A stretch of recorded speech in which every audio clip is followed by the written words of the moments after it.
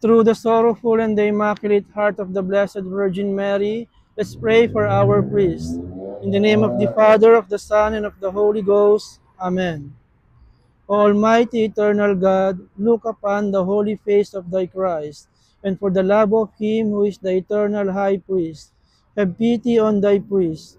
Remember, O most compassionate God, that they are but weak and frail human beings. Stir up in them the grace of their vocation, which is in them by the imposition of the bishop's hands.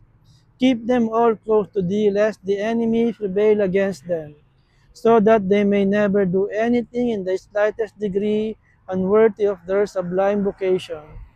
O Jesus, I pray to thee for thy faithful and fervent priests, for thy unfaithful and tepid priests, for thy priests laboring at home or abroad in distant mission fields, for thy tempted priests, for thy lonely and desolate priests, for thy young priests, for thy aged priests, for thy sick priests, for thy dying priests, for the souls of thy priests in purgatory.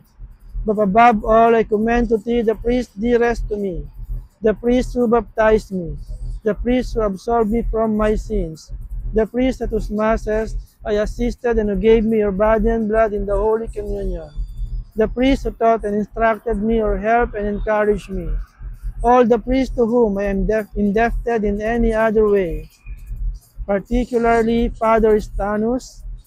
O Jesus, keep them all close to thy heart, and bless them abundantly in time and eternity. Amen. O Mary, Queen of the clergy, pray for us.